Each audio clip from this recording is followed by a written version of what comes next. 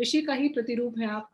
और किस ज़माने से जब हम सब पढ़ाई कर रहे थे और जब राम मंदिर की बातें चलती थी तो हम लोग उससे कनेक्ट नहीं कर पाते थे एज़ अ स्टूडेंट। पर धीरे-धीरे जब पढ़ा और देखा तो लगा कि कितने ग्रिट से, डेडिकेशन से आप लोग सब लगे हुए थे बिना किसी अपने अपने बारे में सोचे हुए, केवल भारत के बारे में, भारत की परंपरा, ज्ञान परंपरा के बारे में सोचते हुए आप लोगों ने जिस तरह का संघर्ष किया है, उसके लिए मैं आपका बहुत नमन करती हूँ भाई साहब। आपको बहुत-बहुत धन्यवाद। मैं बहुत छोटी हूँ धन्यवाद देने के लिए, पर मेरे में गूज़बम्प्स ये बताते हुए कि मैं I am able to say thanks to you. It's a big deal. मेरे लिए तो एक सपने की तरह है। आप यहाँ आए, बहुत-बहुत धन्यवाद। और हम सब आज राम मंदिर के मैं माता भांजी को धन्यवाद देती हूँ। आपने उनको मेरा परिचय कराया, थैंक यू। माधव भांजी के पास एक बारी आप आए थे, हम दोनों में दोनों बैठे हुए, तो मैंने इनसे सबसे पहले कहा कि हमको आपको आपके चरण छूना है, कि आपने ऐसा काम किया, हम केवल आपके चरण छू के थोड़ा-सा पुण्य मिल जाएगा हमको। तो उस दिन जब हमने सोचा तो उस दिन मेरा लिटरली मैंने सोचा कि मैं शायद आँखों में आँसू आ जाएँगे, जब उनके संघर्ष की कहानियों के बारे में सुना। और हर हर कहानी के हर पहलू में ऐसा लगता था कि ये कौन-सी लड़ाई है जिसको हम लोगों ने अभी तक हमने पार्टिसिपेट नहीं किया। तो ऐसी कौन-सी लड़ाई हम कम से कम ये कर लें कि कभी एक बारी कहानी सुने कि उसकी लड़ाई के पीछे किस तरह का संघर्ष था। बच्चे स्पेशली ध्यान से सुनें। और आपका मैं ज़्यादा समय नहीं लूँगी भाई साहब। आप राम मंदिर के पूरे संघर्ष को शुरुआत से किस तरह से देखते हैं और एक उसके फैक्ट्स, फिगर्स के साथ में जो आप बात करते हैं तो हम लोग सभी का मार्गदर्शन करेंगे। जागरूक भाइयों बहनों का अभिवादन करता हूं, सबको अपना प्रणाम निवेदन करता हूं। और मेरी भेंट वीरेंद्र जी और प्रियंका जी से अनायास है। उसी अनायास भेंट का परिणाम है मैं आज आपके सामने बैठा हूं।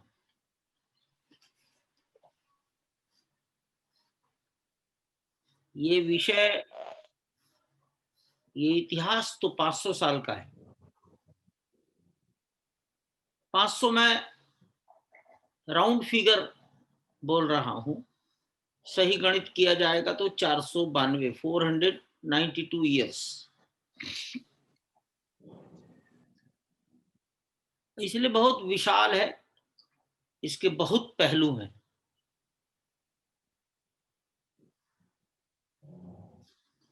आपके मन में जरूर कुछ ना कुछ जिज्ञासाएं, शंकाएं, प्रश्न होंगे। एक मार्ग तो यह है कि आप अपनी जिज्ञासा, अपनी शंका, अपने सवाल पहले रख दें, अब मैं उन्हें सुन लूं, फिर उनका उत्तर दूं। लेकिन एक दूसरा मार्ग है, मैं अपना विषय पूरा आपको रख दूं, उसमें से आप अपने प्रश्नों का, शंकाओं का, जिज्ञासाओं का उत्तर खोज लें। उसके बाद भी कुछ बचता है तो हम दोनों आमने सामने बैठे हैं, मैं कुछ बताने की स्थिति में रहूंगा तो बताऊंगा। सामान्य जनता को यही लगता है ये कोई मंदिर की लड़ाई है। आजकल राजनीतिज्ञ लोग कह रहे हैं कि ये भारतीय जनता पार्टी के लिए बैकग्राउंड तैयार करने का काम है।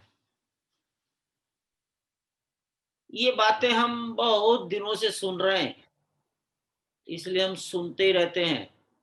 आदमी बदलता है तो तर्क भी बदलते हैं। ऐसे प्रश्नों का उत्तर देने की आवश्यकता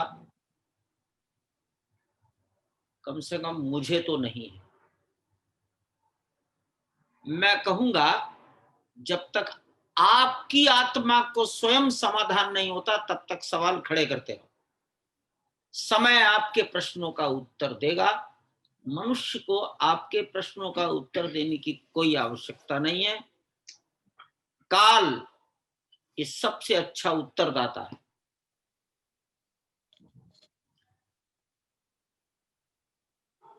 एक एक सवाल के रूप में, एक एक छोटी छोटी बातों के रूप में मैं अपनों को आगे बढ़ाऊंगा। जैसे ये किसी मंदिर के निर्माण का संघर्ष नहीं है, ये संघर्ष है जन्म भूमि को प्राप्त करने का। ऐसा क्यों? तो अयोध्या मंदिरों की नगरी है। आबादी के हिसाब से अयोध्या बहुत छोटी है।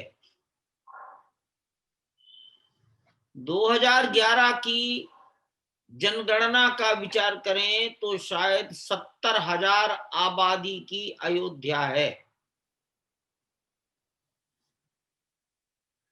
एक किनारे से चलिए दूसरे किनारे पर 40 से 45 मिनट में पैदल यात्रा करके अयोध्या को नापा जा सकता है। इस छोटी सी अयोध्या में मैं अक्सर बोलता हूं कि 1000 या उससे अधिक मंदिर हैं, और ये सभी मंदिर या 1000 में 990 मंदिर, 985 मंदिर भगवान राम को समर्पित हैं। 8 या 10 मंदिर ही भगवान शंकर, विष्णु, भगवती, हनुमान जी या राधा कृष्ण। 3 मंदिर जैन समाज के भी हैं। बौद्ध मत का वहां कोई स्थान नहीं है। गणपति का कोई मंदिर अयोध्या में नहीं है। तो ये 1000 में से लगभग 990, 985 स्थान भगवान राम के ही हैं, डेडिकेटेड टू राम। ऐसे मंदिरों में अगर राम जी का एक मंदिर और भी बन जाएगा तो भौतिक दृष्टि से कोई विशेष बात नहीं है। एक मंदिर नहीं बना तो भी कोई खास बात नहीं है। अनेक बार आप लोगों ने ये सुना होगा कि कहीं दूसरी जगह बना लो। दूसरी जगह मंदिर बन सकता था। अगर बन जाता तो शायद ये 500 साल की लड़ाई होती ही नहीं, और कलयुग में तो बिल्कुल नहीं होती। तो भी लड़ाई हो रही है, और लड़ाई हिंदुस्तान ने लड़ाई को सुनना, समझना और लड़ना प्रारंभ तो किया है 1990 से। अयोध्या की जनता और उत्तर प्रदेश ने लड़ना शुरू किया 1984 से। लेकिन 1984 के पहले 1528 से लेकर 1984 तक केवल अयोध्या कस्बे की जनता और वहां निवास करने वाले साधु लड़ते थे। अयोध्या में वैष्णव परंपरा के साधु रहते हैं। राम और भगवान विष्णु और कृष्ण की उपासना करने वाले। 99% आबादी राम की उपासना करती है। शंकर की उपासना करने वाले शंकराचार्य की परंपरा के सन्यासी लोग तो 70,000 में 10 भी नहीं है। सब लोग सफेद कपड़े पहनने वाले साधु हैं जिनको वैष्णव कहते हैं। और ये वैष्णवों के बारे में माना जाता है कि वो बड़े सात्विक होते हैं, चींटी भी नहीं मारते। लेकिन इन लोगों ने लड़ाई लड़ी लंबे समय से। इस क्यों का उत्तर जरूर खोजना चाहिए। ऑप्शंस थे, न बनाते, छोड़ देते, बनाना था तो कहीं और बना लेते। न बनाने से क्या फर्क पड़ेगा, बना लिया तो क्या फर्क पड़ेगा, तो कुछ भी नहीं। तो भी लड़ाई जारी थी। इस 500 साल में राजा कैसे आए? तो औरंगजेब भी आया, और ब्रिटिश गवर्नमेंट भी आई, इनके डंडे से नहीं झुके, वो डंडा नहीं चलाया। क्या वो बड़े मानवीय और दयालु थे? तो वो अन्याय, अत्याचार और सताने में दुनिया में जाने माने लोग हैं। आज भी मौका मिल जाए तो सारी दुनिया को जहर पिला देंगे वो। ऐसे राज्यकर्ताओं के बीच में भी अयोध्या लड़ती रही और राजा लोगों ने कोशिश की शांत करने की, परंतु सफलता किसी को नहीं मिली। इसका रहस्य क्या है? ब्रिटिश गवर्नमेंट ने 1934 में एक दुर्घटना के कारण, मैं उसे दुर्घटना नहीं मानता, कह जरूर रहा हूं दुर्घटना, वो घटना है इतिहास की, वो पुरुषार्थ और पराक्रम और समर्पण की घटना है। एक घटना हुई और स्थानीय नवयुवकों ने, जनता ने, साधुओं ने उस स्ट्रक्चर को तोड़ दिया जिस स्ट्रक्चर को इस्लाम के अनुयायी बाबरी मस्जिद कहते थे। 1934 तोड़ दिया मान लो या डैमेज किया। तोड़ दिया शब्द सही और सटीक शब्द है। ब्रिटिश गवर्नमेंट ने उसको रिपेयर, रिकंस्ट्रक्शन के लिए, रेनोवेशन के लिए अयोध्या, फैजाबाद, ये जो ट्विन सिटी हैं, इस पर पेनल्टी लगा घोषित की। 84,000 रुपीज पेनल्टी 1934। गणित करने वाले लोग बताएं कि 1934 के 84 रुपीज 2020 में कितने होते हैं? अयोध्या का एक परिवार आगे आया, सिंगल फैमिली, और उस सिंगल फैमिली ने अपने घर से 84,000 रुपया निकालकर गवर्नमेंट की ट्रेजरी में डिपॉजिट कर दिया। एक आदमी, एक फैमिली। इसके रहस्य में जाने की आवश्यकता हर काल में रहेगी। जो सवाल खड़ा करें वो इस रहस्य को भी खोजें। समझने की जरूरत है, बोलने से कुछ नहीं होगा। तो इसका रहस्य क्या है? इसका रहस्य एक और है। अयोध्या में जितने मंदिर हैं राम जी के, वो उनके नाम अलग अलग हैं, जितने प्रमुख मंदिर हैं, और राम के जीवन की लीलाओं से जुड़े हुए हैं। फॉर एग्जाम्पल, वहां एक मंदिर है कोप भवन। माता के कई गुस्से में एक अलग भवन में चली गई, रूठ कर बैठ गई। तो कोप भवन एक है, वहां 4 कोप भवन नहीं है। दशरथ का महल कहां, राम बचपन में कहां खेलते थे, महर्षि वशिष्ठ का स्थान कहां, कौशल्या का घर कौन सा, भरत कहां पैदा हुए होंगे, अन्य दोनों भाइयों का घर कौन सा,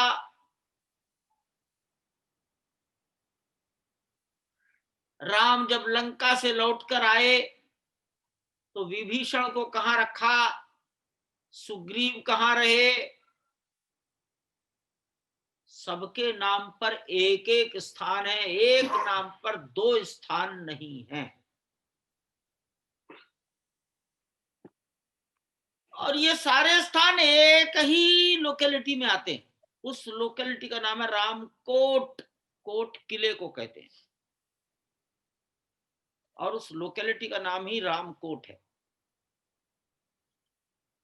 स्थानीय जनता मानती है कि जिस स्थान पर 3 गुंबदों वाला एक ढांचा खड़ा था, जिसे मुस्लिम कम्युनिटी के लोग बाबरी मस्जिद नाम पुकारते थे। उस स्थान पर कभी एक मंदिर था प्रायर टू 1528। उस मंदिर को बाबर ने आदेश देकर तुड़वाया और उसी स्थान पर ये 3 डॉम्ड स्ट्रक्चर बना, जिसे बाबरी मस्जिद कहा गया। इसलिए ये स्थान हमारा है। हमारे घर को एक विदेशी आक्रमणकारी इन्वेडर ने तोड़ा। हम कमजोर थे, हम कुछ नहीं कर पाए, हम इसे वापस लेंगे। जो मंदिर था उसका एक नाम था, वो नाम है जन्मभूमि मंदिर, मंदिर जन्म स्थान, मंदिर जन्म स्थान। ये स्थान हम वापस लेंगे। मुस्लिम कम्युनिटी कहती है 1528 के पहले इस स्थान पर कोई बिल्डिंग नहीं थी। कोई बिल्डिंग नहीं थी, क्या था? तो वो कहते हैं यहां खाली बंजर बैरन लैंड थी और अपने सिपाही सैनिकों को नमाज पढ़ने के लिए बाबर ने इस 3 गुंबदों वाले ढांचे को बनवाया। हिंदू कहता है गलत, यहाँ एक मंदिर था, वो तोड़ा गया और उसी स्थान पर ये मस्जिद बनाई गई। तो लड़ाई का मूल बिंदु यहाँ कुछ था और यहाँ कुछ नहीं था। अगर कुछ था तो इट वॉज ए टेम्पल, वो तोड़ा गया। उनका कहना है यहाँ कुछ नहीं था। इसी था और कुछ नहीं था की लड़ाई 492 साल से चलते चलते अब खत्म हुई है 9 नवंबर 2019 को।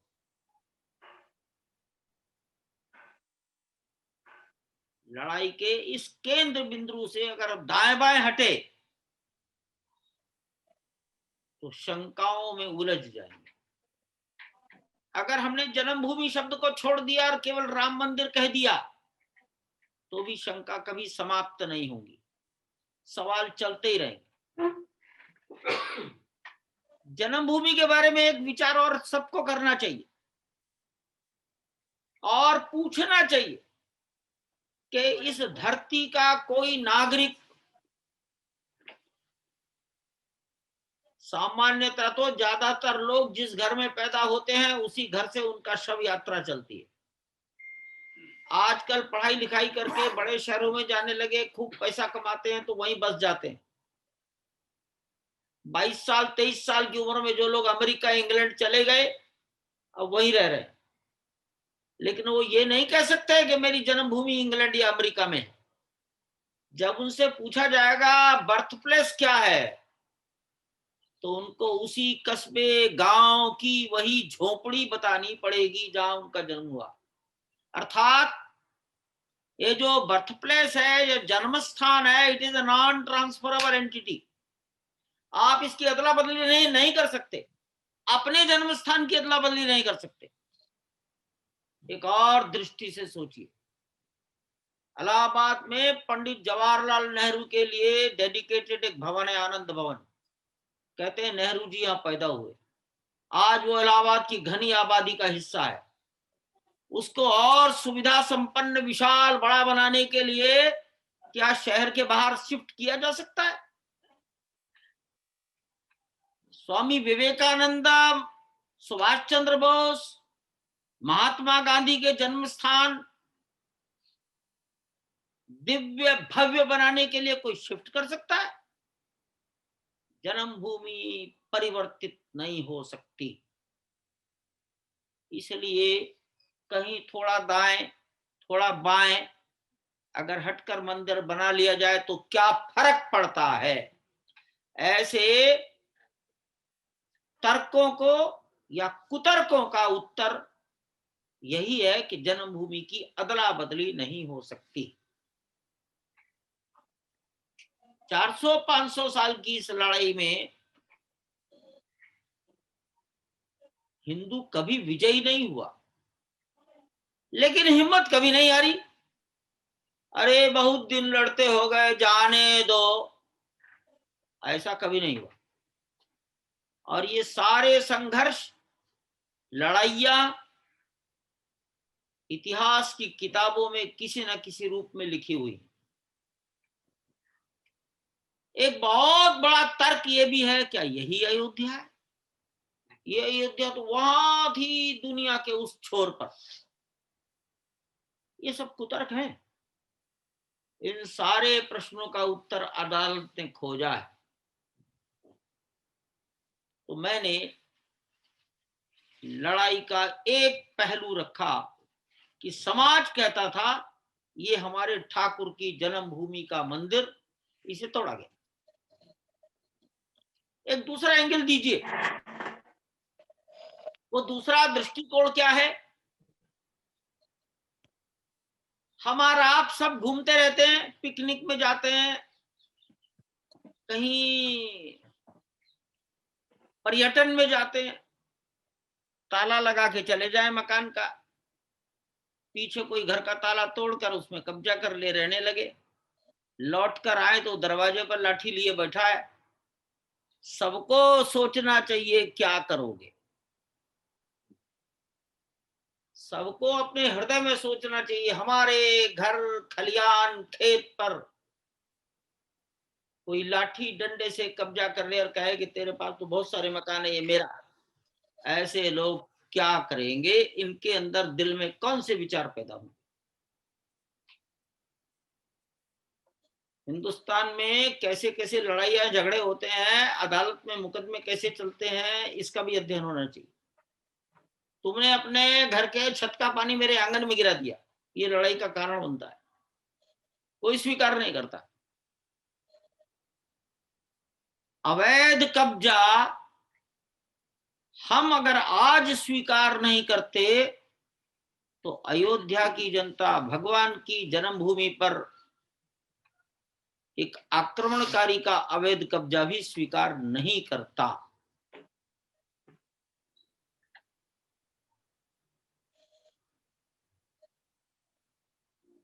लड़ाई चलती रही, देश आजाद हो गया। स्थानीय जनता, स्थानीय नवयुवक 18 साल 20 साल के, कोई 200-400 की संख्या में नहीं, 35, 40, 45 संख्या, और दो साधु जवान 35-36 साल के। इन 40 से 50 युवकों ने देश की आजादी के बाद दिसंबर 1949 में रात के अंधेरे में भयंकर शीत में उस पर कब्जा कर लिया।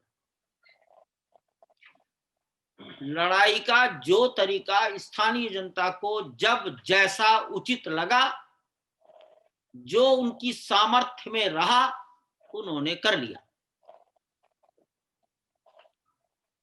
अब देश तो आजाद हुआ था 47 में। देश के प्रधानमंत्री को तो जनता भगवान मानती थी।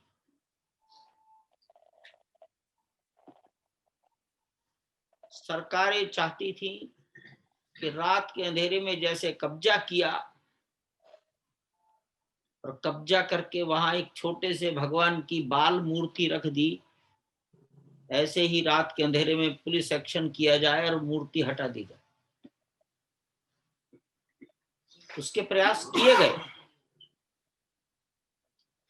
लेकिन केरल के के नायर हुआ करते थे डिस्ट्रिक्ट मजिस्ट्रेट। उन्होंने कहा कि अब ये नहीं हो सकता, अगर ये करना है तो मुझे हटाकर कोई नया डिस्ट्रिक्ट मजिस्ट्रेट भेज दो। कुल मिलाकर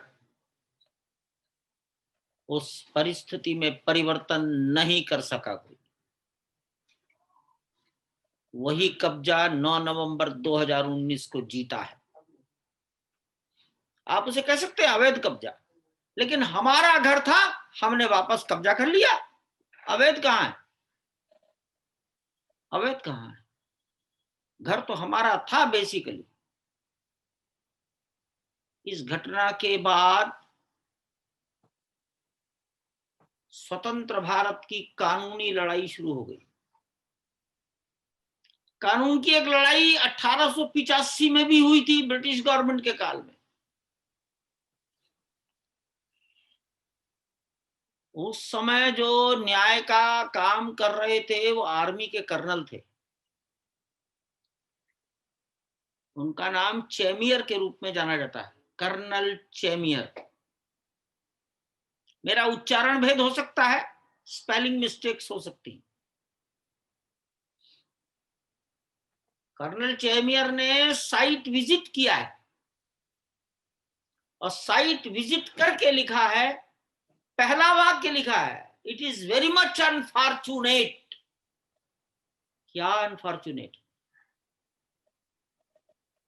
तो संपूर्ण घटनाक्रम को अनफॉर्चुनेट कहा है और अंत में कंक्लूड करता है क्योंकि ये 350 साल पहले की घटना है इसलिए मैं आज इसे रेक्टिफाई नहीं कर सकता, अशांति हो जाएगी, but it is very much unfortunate. हमारी दृष्टि बस अनफॉर्चुनेट शब्द पर टिकी है। वो इसे अनफॉर्चुनेट क्यों कहता है? वो इसे फॉर्चुनेट भी कह सकता था। कानून की वो लड़ाई 19वीं शताब्दी के अंतिम दिनों में 1885 में समाप्त हो गई, लेकिन सड़क की लड़ाई चलती रही। 1885 के बाद 1934 में मैंने बताया कि लोगों ने उसको तोड़ दिया, पेनल्टी दी, उसका रिपेयर हुआ, 1936 में हुआ। ये बातें रिकॉर्डेड है। 1949 में कब्जा कर लिया।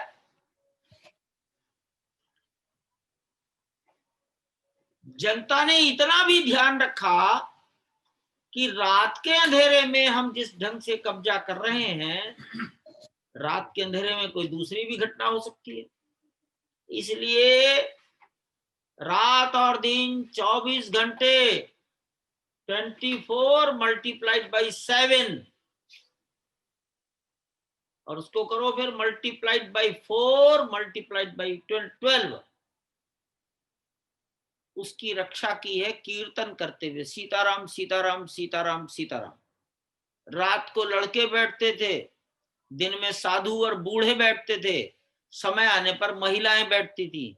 ये क्रम एक मिनट के लिए भी 1949 23 दिसंबर से आज तक बंद नहीं हुआ, आज तक। जब जिसको समय मिलता था वो बैठते थे। ऑनलाइन नहीं होता था कीर्तन, वर्चुअल नहीं था, फिजिकल था। ताश का पत्ता नहीं खेलता था कोई, कीर्तन में जाकर बैठते थे। सिनेमा हॉल उस समय नहीं रहे होंगे, सब कीर्तन करते थे। इस तरह से 70 साल तक उस स्थान की या अंदर जो भगवान का बाल रूप बैठा दिया गया था, उस राम लला के विग्रह की रक्षा की गई है। विश्व हिंदू परिषद को ये विचार कहां से आया? हम तो किसी अन्य काम के लिए थे, उस अन्य काम की आज चर्चा करने की कोई जरूरत नहीं। हिंदू समाज की समस्याओं पर चर्चा करने के लिए एक सम्मेलन मुजफ्फरनगर में हुआ, उत्तर प्रदेश का पश्चिमी कोना। यह घटना मार्च 1983 की है। उसमें कांग्रेस के दो बड़े नेता आए, एक का नाम था गुलजारी लाल नंदा और दूसरे थे दाऊदयाल खन्ना। गुलजारी लाल नंदा 2 बार इस भारतवर्ष में एक्टिंग प्राइम मिनिस्टर रह चुके थे, 15-15 दिन के लिए। और दाऊदयाल खन्ना मुरादाबाद के विधायक थे, शायद 4 बार या 5 बार विधायक चुने गए। जब कभी चंद्रभानु गुप्ता मुख्यमंत्री हुआ करते थे तब उसमें वो हेल्थ मिनिस्टर थे यूपी में। इन्होंने सबसे पहले इस सम्मेलन में ये कहा कि आजादी को इतना समय बीत गया है, अब आवश्यकता है कि समाज इन 3 स्थानों को प्राप्त करने के लिए आगे बढ़े। 3 कौन? तो अयोध्या, मथुरा, काशी, ये उन्होंने कहा। कार्यक्रम आरएसएस का जनता को प्रेरणा देने वाला व्यक्ति कांग्रेस का। हमारे कुछ लोगों ने यह भी कह दिया कि कांग्रेस के लोग मालूम नहीं, कह तो दिया, पीछे हट जाएंगे। ये बात उन तक पहुंच गई तो उन्होंने इंदिरा जी को चिट्ठी लिखी और चिट्ठी लिखने के साथ कांग्रेस से इस्तीफा दे दिया। हमारे पास सब रिकॉर्ड मौजूद है।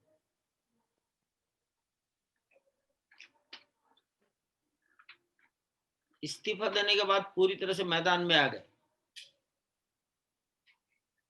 तब ये हुआ कि राम जन्मभूमि की मुक्ति को एक लड़ाई नहीं, यज्ञ माना जाए, और इसलिए नाम दिया गया राम जन्मभूमि मुक्ति यज्ञ समिति,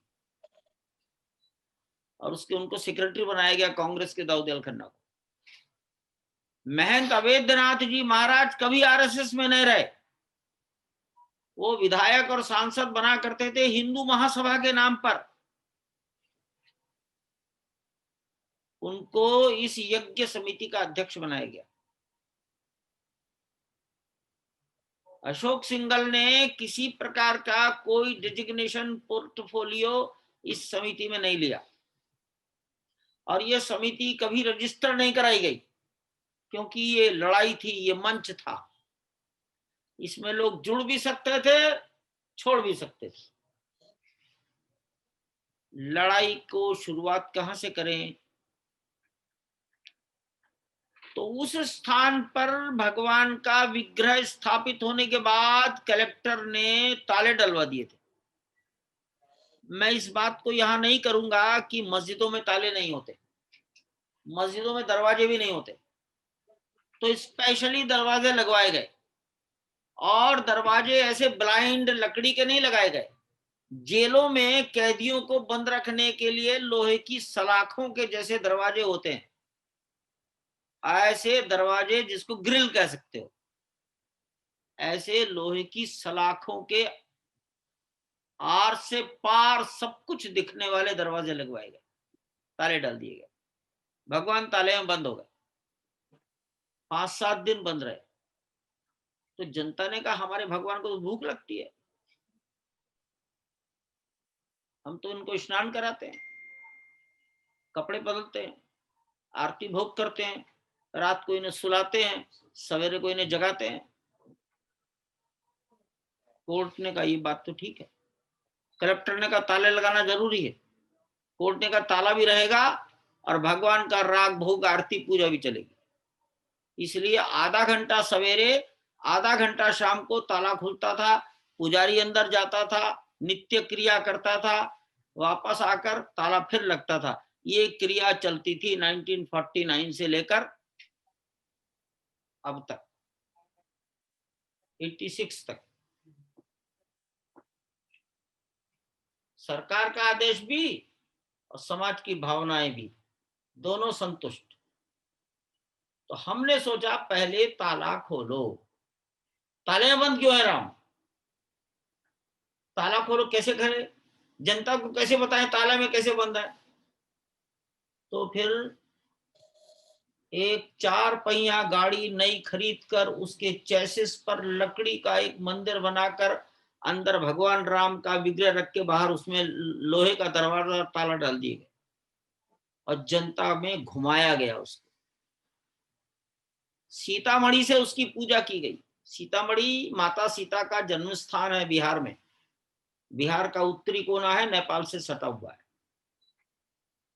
वो रथ अयोध्या आया, 7 अक्टूबर को सरयू नदी के किनारे दसियों हजार जनता ने इकट्ठे रहकर सरयू जल का हाथ में जल लेकर शपथ ग्रहण की ताला खुलवाएंगे। वो रथ इंजन से नहीं चला, रस्से खींचकर जनता से अयोध्या से 135 किलोमीटर चलकर लखनऊ आया। इंजन चलाने की जरूरत ही नहीं थी, सड़क पर इंजन से मोटर चलने की जगह ही नहीं थी, तो धक्के और रस्सों से खींचकर आ गया। गाजियाबाद आते आते पता लगा किसी ने इंदिरा जी की हत्या कर दी। विश्व हिंदू परिषद ने इस कार्यक्रम का आयोजन किया था, इसलिए राष्ट्रीय शोक मनाया गया, रथ वहीं रोक दिए गए। 1 साल का राष्ट्रीय शोक पूरा होने के बाद अक्टूबर 1985 में एक के स्थान पर 6 रथ तैयार करके अयोध्या से 6 दिशाओं में भेज दिए गए। व्यापक ऊर्जा का प्रादुर्भाव हुआ। मुख्यमंत्री थे वीर बहादुर सिंह। आज के उत्तर प्रदेश के मुख्यमंत्री योगी आदित्यनाथ जी के गुरु महंत अवेद्यनाथ, वो मुख्यमंत्री के पास गए।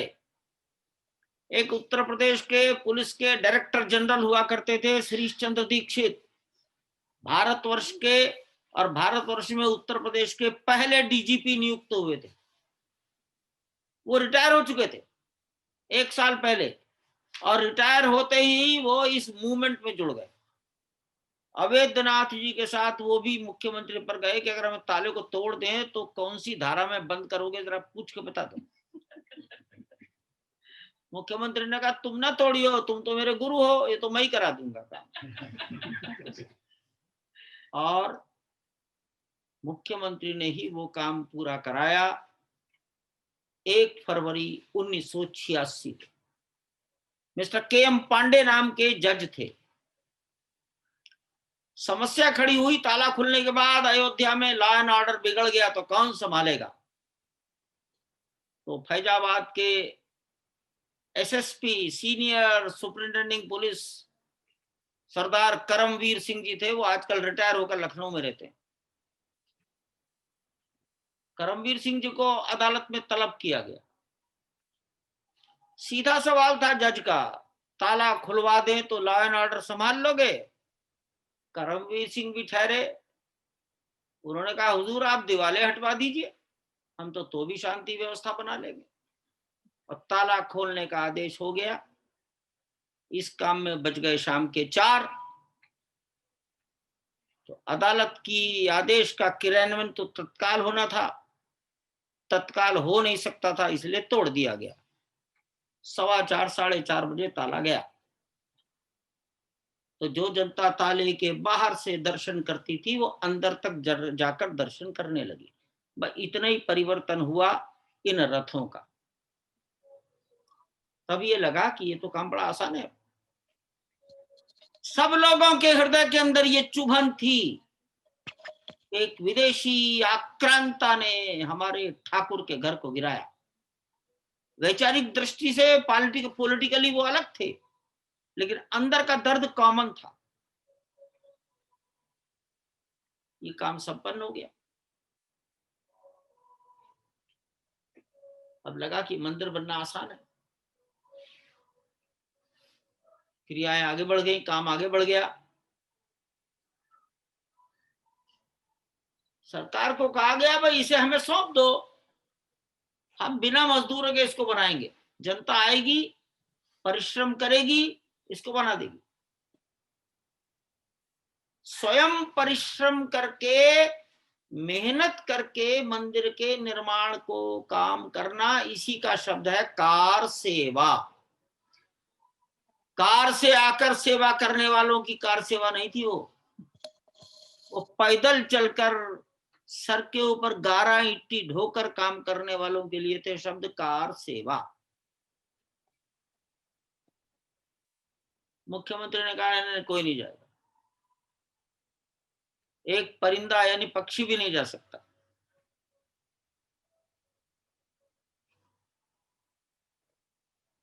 लेकिन ये हुआ 30 अक्टूबर 1990 को।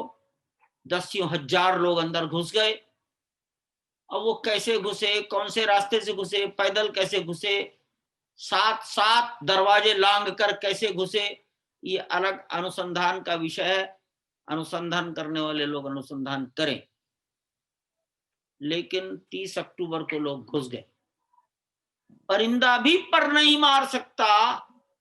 और दिल्ली के पत्रकार कहने लगे अगर हेलीकॉप्टर से फावड़ा भी गिरा दोगे तो हम मान लेंगे कार सेवा हो गई।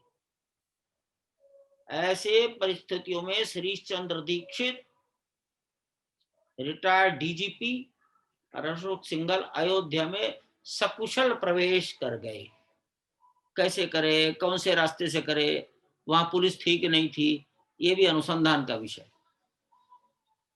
और निर्धारित समय पर नौजवान लड़के उसके ऊपर चढ़ गए, झंडा गाड़ दिया, परिंदे ने पर मार दिया,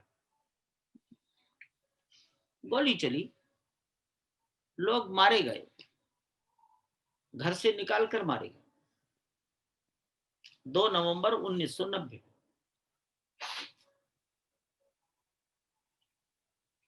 तब साधु संतों ने, अशोक सिंघल ने सोचा पहले मुख्यमंत्री हटाओ। अब हटाए कौन? इस्तीफा वो देंगे नहीं, भारत सरकार हटाएगी नहीं। तो दिल्ली की बोट क्लब पर राष्ट्रपति भवन के सामने इंडिया गेट को घेरकर सारे देश के राम भक्तों को कहा गया अयोध्या और दिल्ली आओ। ये घटना है 4 अप्रैल 1991 की। Boat club, India gate, Rashtrapati Bhavan की ढलान से लेकर आखिर तक ये कितना बड़ा मैदान है, कितने स्क्वायर फीट है, इसकी नाप तोल भी करो। इसमें कितने लोग बैठ सकते हैं, कितने खड़े हो सकते हैं, ये भी अध्ययन का विषय है। सभा चल रही थी। एक बाबा कहने लगे इसमें कितने लोग आए हैं। एक दूसरे बूढ़े बाबा ने कहा हमें तो मालूम नहीं, बता दो 25 लाख आए होंगे। तब से आज तक 25 लाख का ही रिकॉर्ड गवर्नमेंट के पास है, कौन गिनती करे उसकी। एक चिड़िया नहीं मरी दिल्ली में। शाम को 4 या 4:30 बजे होंगे, मंच पर लोग जोर शोर से बोल रहे थे, भाषण दे रहे थे। तब तक समाचार आ गया कि मुलायम सिंह ने इस्तीफा दे दिया। यही चाहते थे। सभा समाप्त हो गई। भारत सरकार को लगा कि ये तो संघ वाले थे, शांति से आए और चले गए।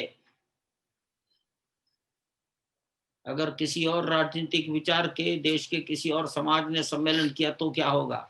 इसलिए संसद में कानून पास हो गया कि अब पार्लियामेंट के सामने, राष्ट्रपति भवन के सामने, इंडिया गेट पर, बोट क्लब पर कोई सभा ही नहीं होगी।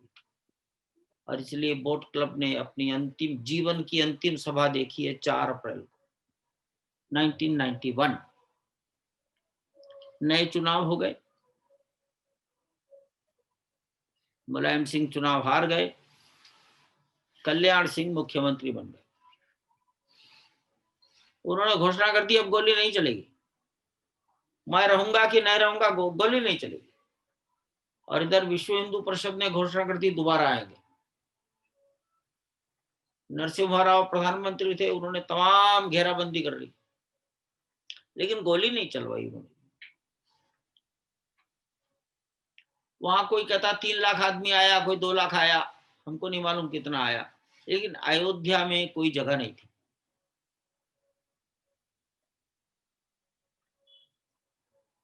और वो ढांचा गिर गया। किसी ने कहा बम लगाए, डायनामाइट लगाया। जिसकी जितनी बुद्धि थी उसने वैसा बोला, लेकिन न बम लगाया, न डायनामाइट लगाया, कुछ नहीं किया।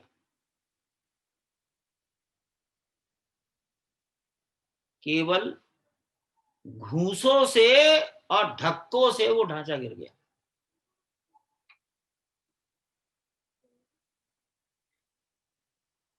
ये घटना है 6 दिसंबर की। 5 घंटे लगे उस डिमोलिशन में।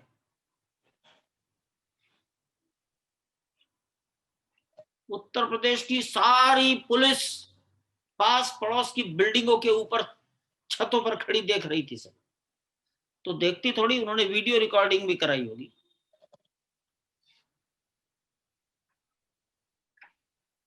दीवारें खोखली निकली, दीवारों में एक के बाद एक के बाद बड़े बड़े बड़े बड़े नक्काशीदार पत्थर निकलने लगे। नौजवान लड़के सब उठा उठा कर एक जगह रखने लगे। एक ही जगह रखे गए जहां मंच से भाषण हो रहे थे। ये भी बुद्धि कैसे नौजवानों को आई भगवान जाने। उसमें से एक शिलापट निकला, वो भी लड़कों ने लाकर पटक दिया। पटका तो उसका एक कोना छूट गया, टूट गया, लेकिन वो ढांचा समाप्त हो गया। सरकार ने कोशिश की कि ये 3 लाख लोग किसी तरह से बाहर निकल जाएं। तो उन्होंने चारों दिशाओं में बस रेलगाड़ियां चला दी। एक ही पटरी हुआ करती थी अयोध्या में उस समय। 150-200 किलोमीटर दूर जंगलों में बस और गाड़ी रोककर लोगों को उतार दिया, अपने घर जाओ। इस प्रकार उस अयोध्या को जनता से खाली कराने में लगभग 48 घंटे लगे। जब देखा गया अब 10-20 हजार लोग ही बचे हैं, तब 8 तारीख की सवेरे पुलिस एक्शन हुआ, उसको कब्जा कर लिया गया। तो 6 दिसंबर सायंकाल 5 बजे के बाद से लेकर 8 दिसंबर प्रातःकाल या अति प्रातः 2 बजे 2:30 बजे पुलिस एक्शन हुआ है। इस कालखंड में वो ढांचा भी गिर गया, अंदर भगवान रखे थे उनको बाहर निकाल लाए, और बाद में उसी मलबे के ऊपर 4 बांस बल्लियां खड़ी करके कपड़ा लगा दिया, चारों तरफ एक छोटी सी बाउंड्री वॉल बना दी। नाप तोल करके नहीं बनी, नापने पर पता लगा ये 25 बाई 25 की है, 25 फीट लंबी, 25 फीट चौड़ी। और उसके अंदर कपड़े के तंबू में भगवान को फिर स्थापित कर दिया। ये बुद्धि बिना परमात्मा के भीड़ में किसी को नहीं आ सकती। It was a mob mentality. कोई किसी को जानता नहीं था, सबका मोरा था। कहीं से पानी आ रहा था, कहीं से ईंट आ रही थी, कहीं से गारा आ रहा था। यंत्र कोई थे नहीं, तो लोग हाथ से मिला रहे थे, जैसे घर में माताएं आटा गूंदती है। वही चलता रहा। उसी कपड़े में 6 दिसंबर के बाद भगवान बैठे थे। उस कपड़े में से उनको बाहर निकाल कर लाया गया 25 मार्च 2020 की अति प्रातः लगभग 4:30 बजे। जब ढांचा गिर गया, तब सरकार को लगा कि अब कुछ करना चाहिए। ढांचा गिरने के पहले सोचा नहीं। राष्ट्रपति महोदय ने सर्वोच्च न्यायालय को एक चिट्ठी लिखी। उसमें संविधान के किसी क्लॉज का वर्णन किया।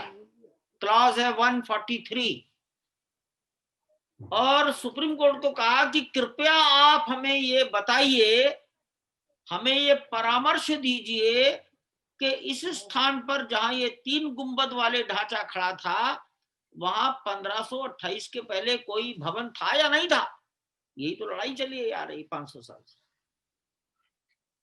सुप्रीम कोर्ट ने जस्टिस वेंकट चलैया चीफ जस्टिस थे। जस्टिस वेंकट चलैया की लीडरशिप में 5 न्यायाधीशों की संविधान पीठ बनी। 22 महीने तक नियमित सुनवाई हुई, और 22 महीने के बाद अदालत ने राष्ट्रपति महोदय को कहा, हम आपका सवाल बिना उत्तर दिए सम्मान पूर्वक वापस कर रहे हैं। आपके प्रश्न का उत्तर हमारे पास नहीं है। जैसे मुकदमे चले आ रहे थे, ऐसा ही मुकदमा फिर से चालू कर दीजिए, वहां फैसला होगा। आफ्टर एडजुडिकेशन राष्ट्रपति के सवाल को वापस कर दिया सर्वोच्च न्यायालय ने, रिटर्न्ड बैक अनआंसर्ड रेस्पेक्टफुली, ये लिखा गया है उसमें। और इस प्रकार इलाहाबाद उच्च न्यायालय की लखनऊ पीठ में मुकदमों को रिवाइव कर दिया गया। इन मुकदमों की सुनवाई 1995 में हुई। 3 न्यायाधीशों ने सुना। हाई कोर्ट के 3 न्यायाधीशों ने डिस्ट्रिक्ट जज के रूप में काम किया, 15 वर्षों तक किया। एक सप्ताह में 5 दिन, एक दिन में 4.5 घंटे, 15 वर्ष तक। दूसरा कुछ भी नहीं हुआ, केवल हॉलीडेज, संडे और सैटरडे कोर्ट बंद रही, बाकी काम चला। फैसला हुआ 30 सितंबर 2010 को। 1995 2010, 15 साल। मूल प्रश्न का उत्तर कि यहां कुछ था या नहीं था। इस प्रश्न को 2003 में एक न्यायाधीश ने गुत्थी सुलझाने का कोशिश की। वो दिल्ली अक्सर आते थे, साइंस और टेक्नोलॉजी के लोगों से मिलते होंगे, मैं अनुमान से कह रहा हूं। उनको ये सलाह दी गई कि अगर पहले कभी कुछ रहा होगा, उसे तोड़ा गया होगा, तो सुपर स्ट्रक्चर, जमीन के ऊपर की बिल्डिंग टूटती है, जमीन के नीचे कुछ नहीं टूटती, वो जो की त्यों मिलेगी। इसलिए गो बिलो द अर्थ, जमीन के नीचे जाओ और देखो वहां क्या है। अब जमीन के नीचे आदमी नहीं जा सकता, साइंस जा सकती है। उससे का रास्ता निकला कि जमीन के नीचे की उसी प्रकार फोटोग्राफी कराई जाए जैसे बॉडी का अल्ट्रासाउंड होता है। ये टेक्नोलॉजी राडार के माध्यम से संभव है। भूगर्भ विज्ञान में इसको पढ़ाया जाता है। भारतवर्ष में आईआईटी दिल्ली, आईआईटी रुड़की, उन दिनों आईआईटी नहीं था, उन दिनों वो यूनिवर्सिटी ऑफ रुड़की कहलाता था। 2003 इनको कहा गया कि आप राडार फोटोग्राफी कर दीजिए, ग्राउंड पेनेट्रेटिंग राडार सर्वे, जीपीआर सर्वे। दोनों ने कहा हमारे पास अपडेटेड मशीन नहीं है, हम इसके एक्सपर्ट भी नहीं। इन राइटिंग है इन दोनों के उत्तर, आईआईटी दिल्ली, आईआईटी रुड़की। तब एएसआई को कहा गया ढूंढ के लाइए, तो जापान की एक कंपनी आई, जापान नहीं, सॉरी जर्मनी नहीं, कनाडा की एक कंपनी आई। 2003 में अटल जी प्राइम मिनिस्टर थे, इसलिए फाइनेंशियल कोई प्रॉब्लम नहीं आई, उनके सारे भुगतान सरकार ने कर दिए होंगे। सरकार तो कोर्ट को देती है, कोर्ट भुगतान करती है ऐसे मामलों में। तो वो आए, उन्होंने एक बहुत बड़े एरिया के अंदर फोटोग्राफी की, जमीन के अंदर से लगभग 16.5 फीट गहराई तक के फोटो लिए और अपनी रिपोर्ट कोर्ट को सौंप दी कि जमीन के नीचे दूर दूर तक एक बड़ा विशाल भवन दिखाई दे रहा है।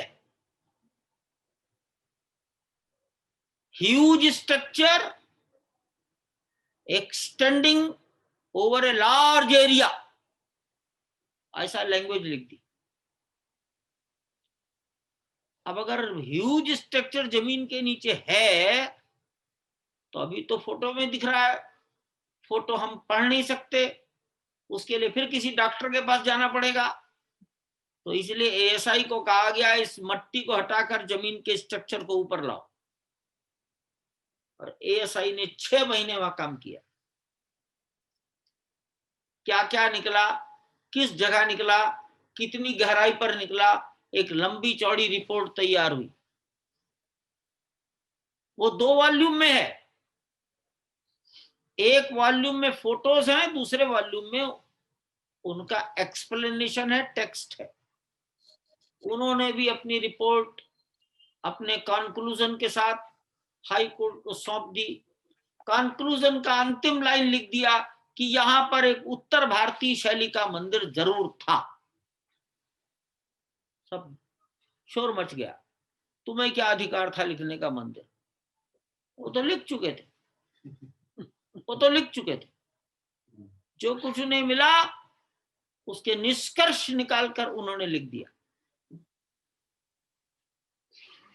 हिंदू समाज का कथन सिद्ध हो गया कि ये बंजर जमीन नहीं थी, यहां था। इस आधार पर उच्च न्यायालय ने भी कहा कि हाँ, देयर वाज ए टेम्पल।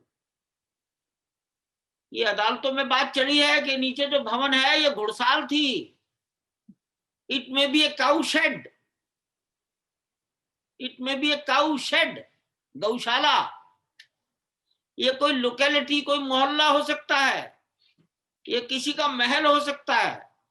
हमारे लोग कहते रहे नहीं नहीं नहीं नहीं, इट वाज ए टेम्पल। इसलिए उनको लिखना पड़ा दिस स्ट्रक्चर इज रिलीजियस। जो रिमेन्स जमीन में मिले हैं वो रिलीजियस स्ट्रक्चर के रिमेन्स है। हाई कोर्ट ने इतना तो लिख दिया कि वहां एक भवन था जिसे तोड़ा गया, लेकिन उच्च न्यायालय के तीनों न्यायाधीशों ने शायद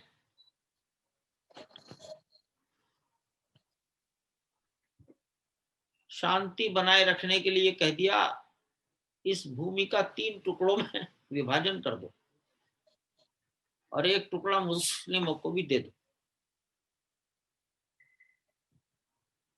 हमने स्वीकार नहीं किया, उन्होंने भी स्वीकार नहीं किया। दोनों ही अपील में चले गए सुप्रीम कोर्ट। 2011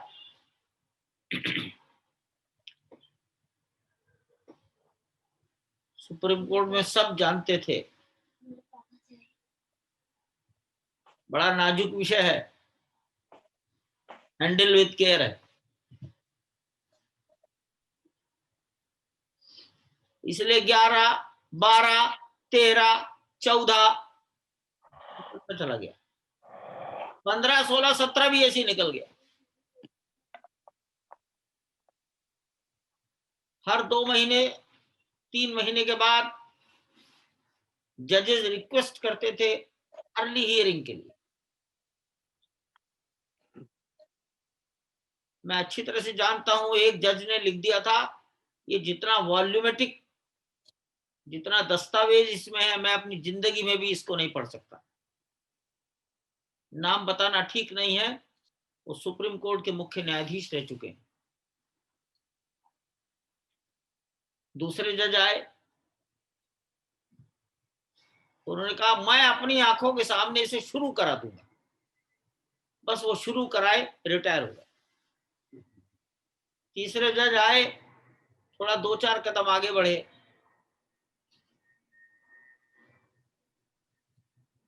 जब गोगोई साहब आ गए तो ये विचार आया कि एक बार आपस की वार्तालाप करा के मीडिएशन से मामले को सेटल डाउन करा दिया जाए। उसमें भी 4 महीने लगे। 3 लोगों को मीडिएशन का काम सौंपा गया। उसमें एक आर्ट ऑफ लिविंग के श्री श्री रविशंकर जी थे, दूसरे चेन्नई के एक सीनियर एडवोकेट हाई कोर्ट के श्रीराम पंचू, और 3 लोगों में तीसरे जो चेयरपर्सन थे जस्टिस कलीफुल्ला, वो सुप्रीम कोर्ट के रिटायर्ड जज रह चुके थे, मद्रास में रहते थे। ऐसे तीनों लोगों की कमेटी बनाई और इसने अयोध्या में मीडिएशन प्रारंभ किया। अयोध्या भी बैठे, लखनऊ भी रहे, दिल्ली में भी रहे। 4 महीने तक जितनी पार्टीज थी उन सबको उन्होंने बुलाया, इंडिविजुअल बातचीत की है। उन्होंने अयोध्या को विजिट किया, जन्मभूमि को भी विजिट किया है, 3 बार विजिट किया है।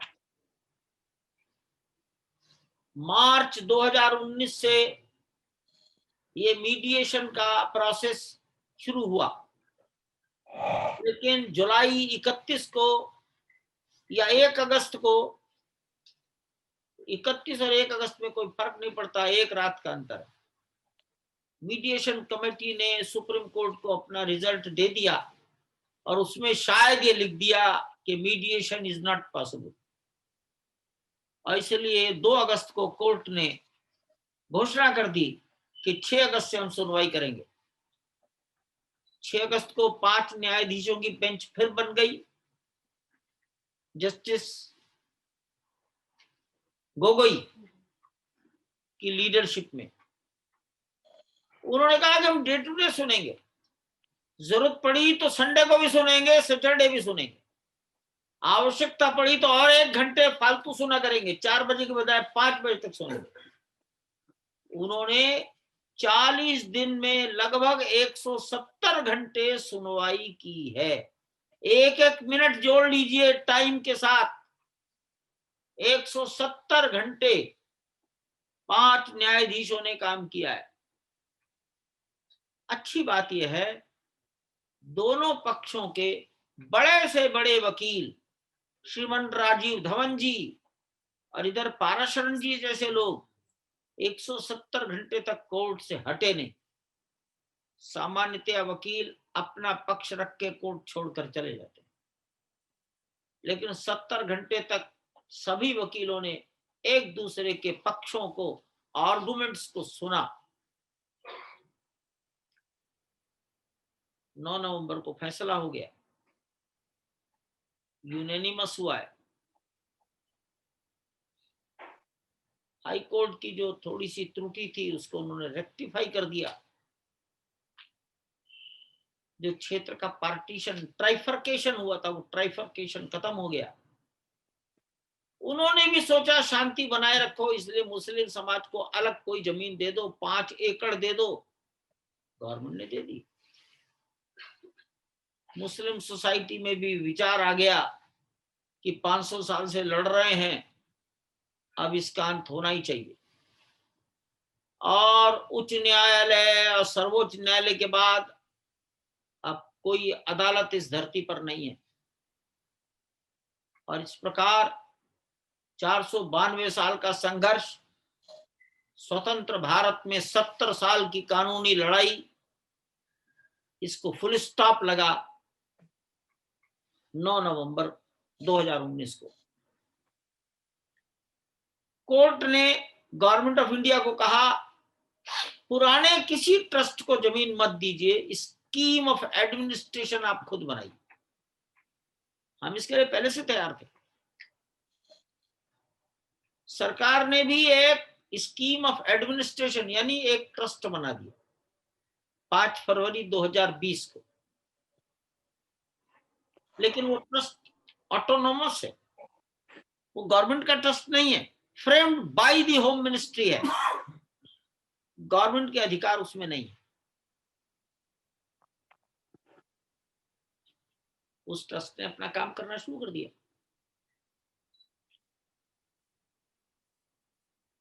1993 की जनवरी में वो ढांचे की जमीन की रक्षा करने के लिए गवर्नमेंट ऑफ इंडिया ने उसके चारों ओर की लगभग 70 एकड़ जमीन एक्वायर कर ली थी।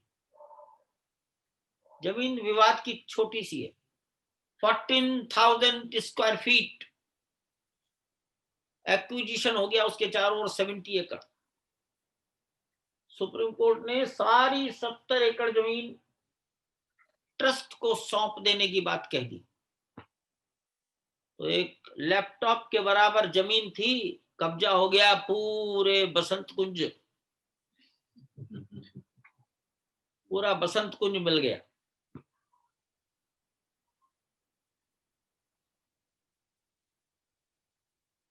वहां आकर भूमि पूजन हो, प्रधानमंत्री आए, देश की ये इच्छा है। अब हमने तो देश का अध्ययन किया नहीं था, हम तो ऊपर ऊपर का अध्ययन करते थे। आए वो, देश में कैसा उत्साह उमंग पैदा हुआ, इससे आप सब परिचित हैं अपने अपने गांव मोहल्ले में।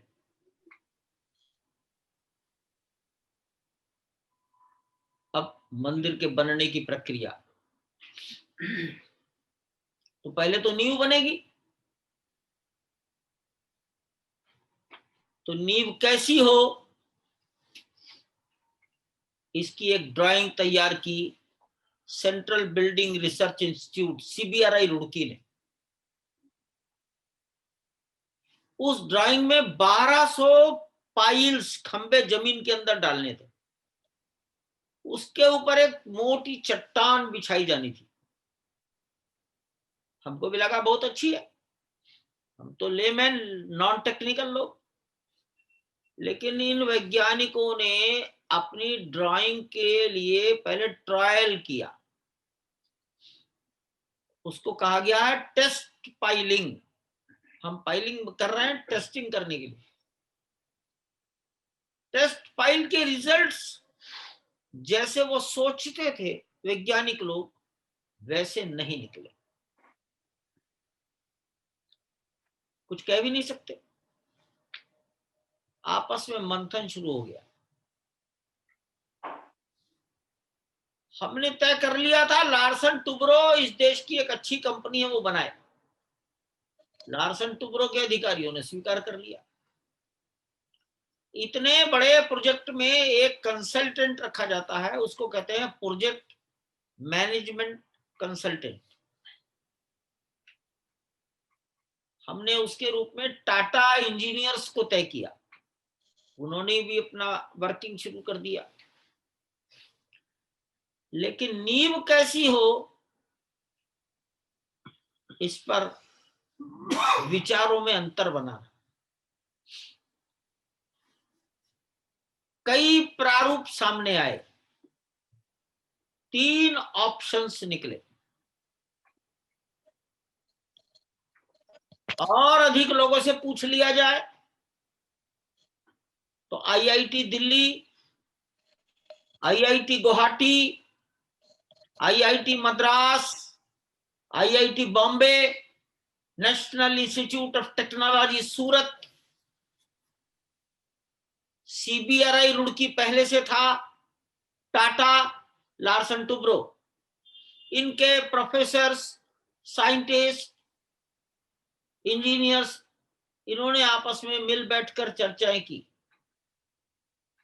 जमीन के नीचे का अध्ययन 3 बार हुआ, जिसको सॉइल टेस्टिंग कहते हैं। फरवरी में हुआ, फिर जुलाई में हुआ।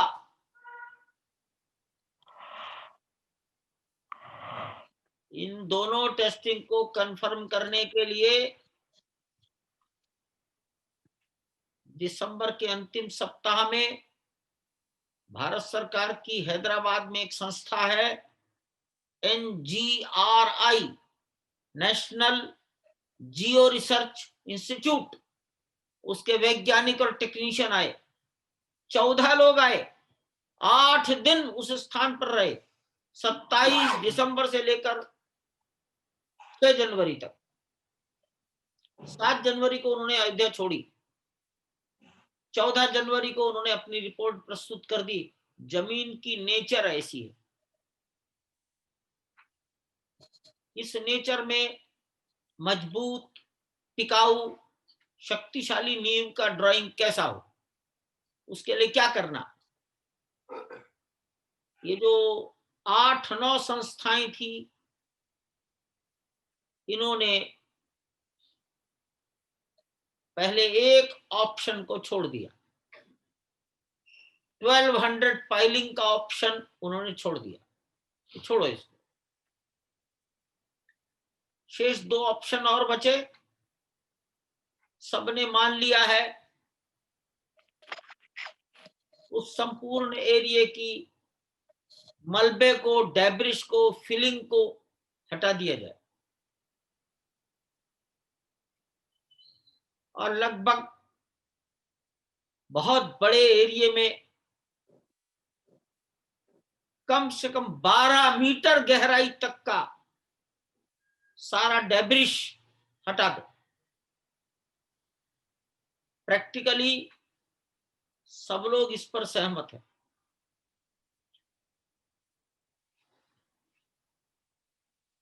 5 से 7 फीट मिट्टी हटा ही रहे थे।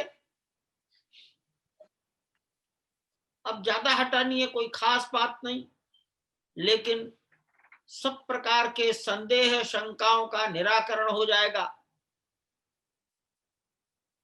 इससे अच्छा कोई प्रारूप हो नहीं सकता। इसलिए इस ओर सबने आगे बढ़ने का सोच लिया है। और आज मैं कह सकता हूं कि नींव बनाने का काम या उसकी प्रक्रिया अयोध्या में प्रारंभ हो गई। केवल समय आने पर उसकी घोषणा करना बाकी है। औपचारिक घोषणा।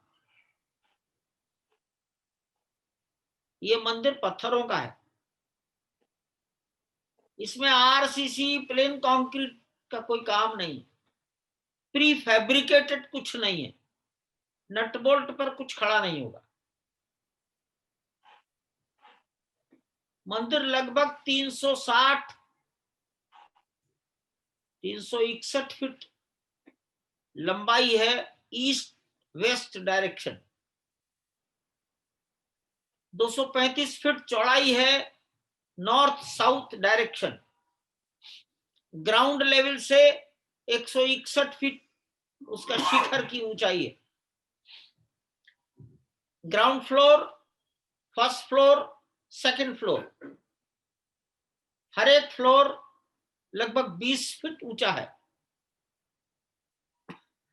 खंबे, बीम, दीवारें सब पत्थर है। ग्राउंड लेवल से मंदिर का प्लिंथ लेवल लगभग 16.5 फीट ऊंचा है। दिव्यांग लोगों के लिए रैंप, सामान्य व्यक्तियों के लिए सीढ़ियां और वृद्ध लोगों के लिए लिफ्ट, इसका प्रोविजन है। देखेंगे अगर एस्केलेटर लगाया जा सकता होगा तो। अभी तक रैंप, लिफ्ट और सामान्य व्यक्तियों के लिए सीढ़ियां, इतना ही विचार है। लगभग 4 लाख क्यूबिक फीट पत्थर लगने का एक मोटा मोटा गणित है। हमारे पास 70 से 75 हजार क्यूबिक फीट पत्थर ऑलरेडी कार्विंग करके रखा है। शेष राजस्थान के भरतपुर जिले के बंसी पहाड़पुर एरिया से आएगा। हम ये सोचते थे कि 36 अधिक से अधिक 39 मंथ में ये मंदिर बन जाएगा, और ये गणित हमने जून से लगाया था, लेकिन तब जमीन के नीचे का अध्ययन नहीं हुआ था। उस अध्ययन को करने के बाद एक कॉमन डिसीजन आने में हमको 7 महीने लग गए। इसलिए हम ये मानते हैं कि 39 महीने अगर हम फरवरी 2021 से प्रारंभ करेंगे, इस अवधि में काम पूरा हो जाएगा। एक और विचार सामने आया है, हमारे माननीय प्रधानमंत्री जी का है। वैज्ञानिकों को कहा है उन्होंने, वैज्ञानिक लोग काम कर रहे हैं कि प्रत्येक रामनवमी पर दोपहर को 12 बजे सूर्य की किरणें भगवान के मुख को प्रकाशित करें। ये बड़ा टीडियस जॉब है। हर साल सूर्य की दिशा बदलती रहती है, लेकिन वैज्ञानिकों को लगता है कि हम इस काम को पूरा कर लें। एक यह भी विचार है कि वहां कोई 3D का ऐसा व्यू लगे जिस व्यू में मनुष्य अपने को ऐसा अनुभव करे कि मैं गर्भगृह के अंदर जाकर पूजन कर रहा हूं। सामान्यतः मंदिरों में गर्भगृह में आदमी को नहीं जाने देते, लेकिन ये विचार है, इस पर काम हो रहा है। ये मंदिर, इसमें लोहा नहीं है, स्टील नहीं है, केवल पत्थर है। पत्थरों को ज्वाइंट करना है तो कॉपर काम आएगा, लेकिन स्टील आयरन नहीं। ऐसा मैंने एक विषय को पूरा किया। मंदिर के लिए साधन चाहिए, संसाधन चाहिए। तो राम जन्मभूमि तीर्थ क्षेत्र के ट्रस्टियों का, संत महात्माओं का विचार बना कि करोड़ों लोगों के परिश्रम से बनना चाहिए। कुछ लोग केवल उनके कारण नहीं। अब करोड़ों लोग कितने, हमारी क्षमताएं क्या हैं, जब सबका आकलन हुआ तब विचार हुआ कि हिंदुस्तान की आधी आबादी तक हम पहुंच सकते हैं। सब तक पहुंचने के लिए तो पता नहीं भगवान क्षमता देगा कि नहीं, इसलिए सोचा था 11 करोड़ परिवारों तक और हिंदुस्तान के 4 लाख गांवों तक। लेकिन जैसे जैसे समय बीत रहा है, समाज का उमंग और उत्साह अनुभव हो रहा है। ऐसा लगता है कि हम हिंदुस्तान के 5 लाख से भी अधिक गांवों में जा सकेंगे और 13 करोड़ से भी अधिक घरों को हम पहुंच पाएंगे। ये कार्य हमने मकर संक्रांति से सोचा था, इसलिए कल 15 जनवरी को महामहिम राष्ट्रपति महोदय से भी लोग भिक्षा लेने गए। लखनऊ में राज्यपाल और मुख्यमंत्री महोदय के पास भी गए। झारखंड के भी राज्यपाल से मिले हैं। सब लोगों ने अपने अपने शहरों में कौन प्रमुख लोग हैं उनका विचार किया और काम किया है, लेकिन हमने कोई सेंट्रलाइज्ड इंस्ट्रक्शंस जारी नहीं की। अभियान 42 दिन का है, 42 दिन तक चलेगा। मकर संक्रांति से माघ पूर्णिमा, रविदास जयंती 27 फरवरी तक। घर घर जाना मतलब गरीब से गरीब आदमी के भी मन का समाधान हो। मैंने भी कुछ किया, इसलिए 10 रुपया, 100 रुपया, 1000 रुपए के कूपन छपाए गए। 10 रुपया गरीब से गरीब, एक संख्या का आकलन हुआ तो 4.5 करोड़ घरों तक 10 रुपए के कूपन पहुंचाने की तैयारी हमने की। 9 करोड़ व्यक्ति और घरों तक 100 रुपए का कूपन पहुंचाने की हमने तैयारी की है। 40 लाख परिवारों तक 1000 रुपए का कूपन पहुंचाने की व्यवस्था की गई है। 20 लाख लोग ऐसे सोचे गए हैं जो 50,000, 1 लाख, 10 लाख, 1 करोड़, 10 करोड़, 50 करोड़ भी दे सकते हैं। ये मैं ठीक कह रहा हूं। मुझे 1 महीने पहले रायबरेली जिले के एक सज्जन का फोन आया, हम आपके पास आना चाहते हैं, भगवान के लिए कुछ देना चाहते हैं। मैंने कहा कि 1 महीने तक धैर्य रखिए, मकर संक्रांति में सूर्य उत्तरायण हो जाएगा तो मैं ही आपके घर आ जाऊंगा। तो कल 15 तारीख को मैं रायबरेली जिला उत्तर प्रदेश, उसके पास लालगंज नाम का कस्बा, वहां से भी 14 किलोमीटर गांव में गया था। उन्होंने एक घर ने अपने परिवार के अपने पर्सनल अकाउंट से 1 करोड़ 11 लाख 11,111 रुपए का चेक दिया, एक आदमी।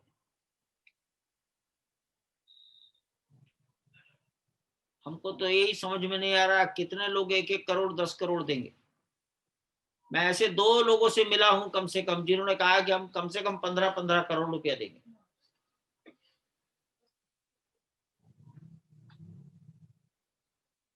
देश हिंदुस्तान के सम्मान की रक्षा के लिए आतुर है। ये मंदिर हिंदुस्तान की अस्मिता और गौरव का मंदिर है। ये कोई सामान्य राम मंदिर नहीं है जो कहीं भी बन जाता है।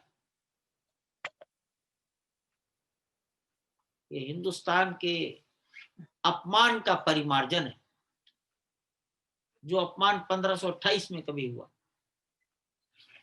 मैं इस मंदिर के निर्माण को, जन्मभूमि के निर्माण को देखता हूं जैसा 15 अगस्त 1947 को हिंदुस्तान आजाद हुआ।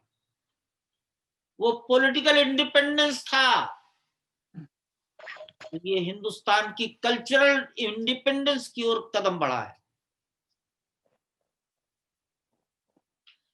जैसे कारगिल की बर्फीली चोटी को प्राप्त करने के लिए, बलिदान देने के लिए देश उद्यत हुआ, वहां कुछ पैदा नहीं होता था। ये ठीक इसी प्रकार का है। दिल्ली के लोग जानते हैं कि यहां कभी इरविन हॉस्पिटल था, आजकल नाम कुछ और है। राम मनोहर लोहिया अस्पताल का नाम 1975 के पहले कुछ और था। ये मिंटो ब्रिज आजकल शिवाजी ब्रिज कहलाता है। दिल्ली के चांदनी चौक से विक्टोरिया हटाई गई। बोट क्लब में जो इंडिया गेट है उसके नीचे के पेडेस्टल पर एक अंग्रेज की मूर्ति रहती थी, खड़ी मूर्ति, वो हटाई गई। वहीं पर एक ज्योति जलती है सैनिकों की स्मृति में। ये व्यवहार सारे देश में हुआ है। भिन्न भिन्न विचारों वाले राजनीतिक दलों की सरकारों ने काम किया है। बंगाल के कम्युनिस्टों ने कलकत्ता को कोलकाता किया, बॉम्बे को मुंबई किया गया, मद्रास को चेन्नई किया गया। देश में लाहौर से लेकर कलकत्ता तक grand trunk road, GT road, उसका नाम बदला गया, महात्मा गांधी मार्ग है। कहीं कहीं शेर शाह सूरी मार्ग है। हिंदुस्तान में जहां जहां अंग्रेजों के काल के बाग थे, गार्डन, उनके नाम थे कंपनी गार्डन, सारे नाम हट गए। ये विदेशियों की गुलामी हमारी संतानों को दोबारा याद नहीं आनी चाहिए। हमारा पारतंत्र काल अब समाप्त हो चुका है। हम एक संप्रभुता संपन्न देश के नागरिक हैं। इस आत्मविश्वास, इस स्वाभिमान को पैदा करने के लिए दुनिया के सब देश आक्रांताओं की निशानियों को हटाते हैं। यूरोप और रूस दुनिया में इसका ज्वलंत उदाहरण है। हिंदुस्तान की यह परंपरा सभी राज्य सत्ताओं ने स्वीकार की है। नेहरू जी ने अगर विक्टोरिया और जॉर्ज पंचम हटाए तो सरदार पटेल ने गृह मंत्री रहते हुए महमूद गजनी के आक्रमण का समापन किया। इंदिरा गांधी ने इरविन और विलिंगटन हटाए, और अभी अभी दिल्ली की औरंगजेब रोड बदल गई। गुलामी नहीं चाहिए।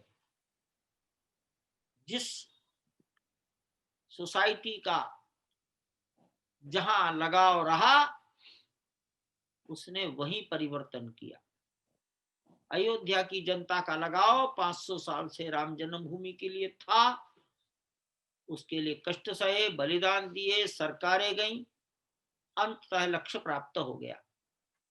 इसलिए ये मंदिर, ये हिंदुस्तान के गौरव का मंदिर है। इसे सामान्य राम मंदिर से तुलना करके नहीं देखा जाना चाहिए। इस मंदिर के निर्माण में कितना पैसा लगेगा, इसकी गणना कौन करेगा?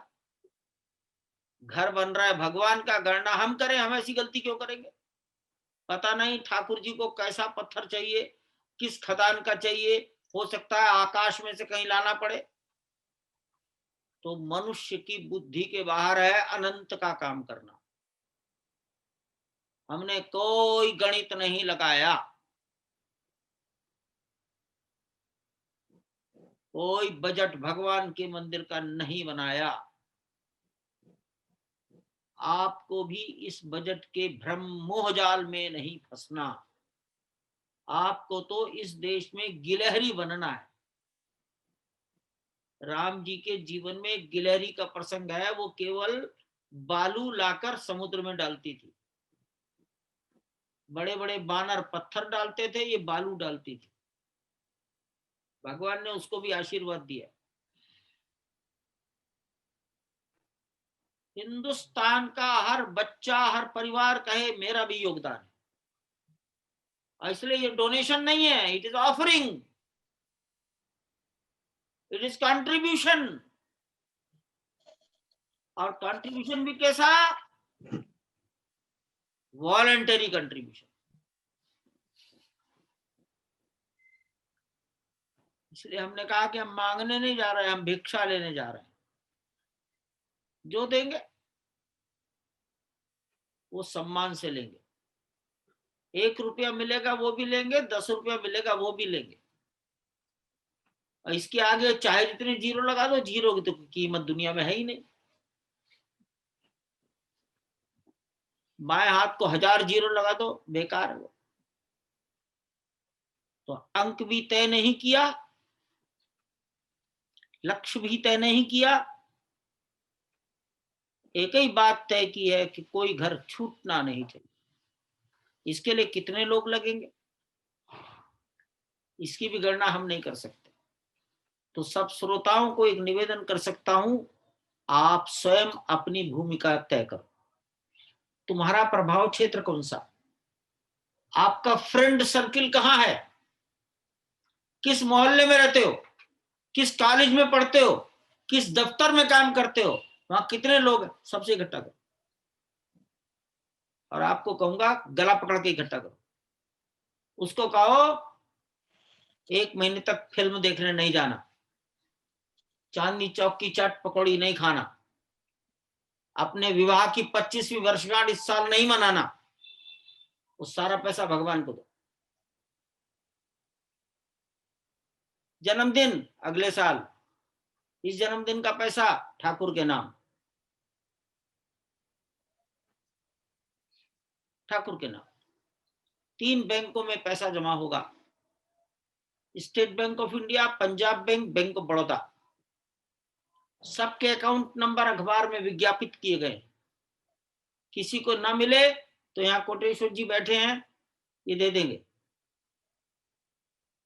कैलाश कॉलोनी में टेम्पररी ऑफिस खोला गया है। और मुझे लगता है, मैंने पूछा तो नहीं है, लेकिन शायद कल 15 जनवरी को हिंदुस्तान का 100 करोड़ रुपया इकट्ठा हो गया होगा। 100 करोड़। क्योंकि मैं लखनऊ में रहा कल, जिस घर में गया था उसने 1 करोड़ 11 लाख, इसको छोड़ दो, केवल लखनऊ के 12 घरों ने 87 लाख रुपए कंट्रीब्यूट किए, 12 घरों ने। और वो 13वां घर जोड़ लें तो 87 में 1 करोड़ 11 और जोड़ दो, 2 करोड़ हो गया। ये केवल एक शहर की घटना है। दिल्ली में 15 लोगों ने या 13 लोगों ने 15 करोड़ रुपया दिया है। 13 लोगों ने 15 करोड़। इसलिए मैं सोच रहा हूं कि कल 15 जनवरी को हिंदुस्तान में 100 करोड़ रुपया जरूर आ गया होगा। वो बैंकों में गया, किसी आदमी के पास नहीं रहा। यहां भी बैंक में जाएगा, आदमी के पास नहीं जाएगा। आप लोग अपनी रुचि से किसी भी बैंक की, 3 बैंक बताए मैंने, उनकी जो भी ब्रांच आपके नियरेस्ट है उसमें डिपॉजिट कर सकते हो। मेरा इतना ही निवेदन इस इतिहास के लिए है, और ये ऐतिहासिक महत्व का कार्य है। It is a place of historical importance. तो ये कार्य भी हिस्टोरिकल इंपॉर्टेंस का है। किसी के मन में ये विचार नहीं आना चाहिए कि मैंने 50 करोड़ दिए, मेरा नाम लिखा जाएगा कि नहीं लिखा जाएगा। एक सज्जन को मैंने कहा, भाई नाम तो तुम्हारा लिखा जाएगा, पत्थर पर नहीं लिखेंगे, राम जी के डायरी में लिखवा देंगे, हम रात को कह देंगे उनसे।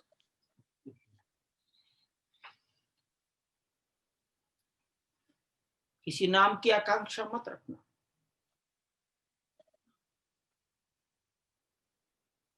समर्पण होना चाहिए स्वेच्छा से। हमारे यहाँ हिंदुस्तान में समर्पण के 3 मार्ग बताए गए हैं, 3 प्रेरणाएं बताई गई हैं। आदमी क्यों कुछ करता है? दशरथ के घर में पुत्र नहीं थे तो बड़ा दान पुण्य यज्ञ किया। हिंदुस्तान के धरती के कल्याण के लिए कुछ नहीं किया, पुत्र प्राप्ति के लिए किया। लोग धर्मशाला बनाते हैं, बड़े बड़े कॉलेज बनाते हैं, कुछ करते हैं, कुएं खोदते हैं, वहां पत्थर लगा दिया। ठीक है, जनता के तो काम आएगा, लेकिन कर पत्थर ना लगे तो नहीं देंगे। तो वो नाम के लिए किया। इसको कहा गया है संस्कृत में लोकेशना।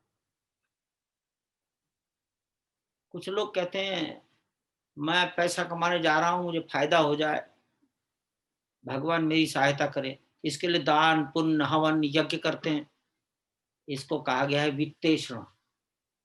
तो यहाँ मंदिर में देते समय न लोकेशना, न वित्तेषणा, न पुत्तेषणा।